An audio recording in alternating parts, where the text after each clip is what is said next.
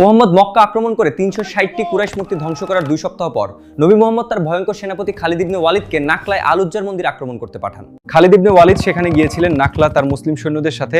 আলুজ্জা দেবী ছিল বনু সুলাইম, কুরাইশ, কিনানা এবং আলমুদারের লোকদের জন্য সবচেয়ে বড় মহিলা মূর্তি, যারা মক্কা এবং তার আশেপাশে বসবাস করে। নবী অতীতেও আলুজ্জার উপাসনা করতেন। হিশাম ইবনে কালবি তার বই দ্য বুক অফ আইডলস পৃষ্ঠা ১৭ লিখেছেন, নবী মুহাম্মদ একবার আলুজ্জা দেবীকে একটি সাদা বেড়া দিয়েছিল যখন মুহাম্মদ কুরাইশ সম্প্রদায়ের ধর্মের অনুসারী ছিল। মুহাম্মদের নির্দেশে খালিদ মন্দিরে অভিযান চালিয়ে মূর্তি ভেঙে ফেলে। তিনি তার সৈন্যদের আদেশ দিয়েছিলেন যারা ধ্বংস ঠেকানোর চেষ্টা করছিল তাদের হত্যা করতে, মন্দিরের একটি পবিত্র গাছ কাটারও নির্দেশ দেন।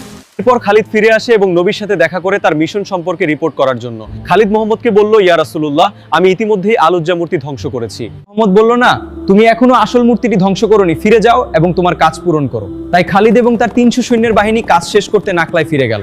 এবার পুরো ক্ষোভ নিয়ে বেরিয়ে গেল খালিদ। সে মন্দিরটি সম্পূর্ণরূপে ধ্বংস করে। খালিদ আলুজ্জা মন্দিরের তত্ত্বাবধায়ককে হত্যা করে, যার নাম দুবায়া আল সুলামি।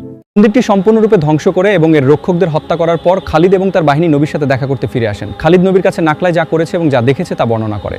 আমি যখন সেখানে ছিলাম তখন এলোমেলো চুলের একজন নগ্ন ইথিওপিয়ান মহিলা আমার কাছে এসেছিলেন। আমি তাকে 2 টুকরো করে ফেললাম, এই তার গয়না। খালিদের মুখ থেকে এই কথা শোনার পর মুহাম্মদ ওই নিহত মহিলার জন্য কোনো অনুতপ্ত হয়নি। একজন নিরপরাধ অসহায় মহিলাকে হত্যা করা নবীর জন্য কোনো সমস্যা ছিল না।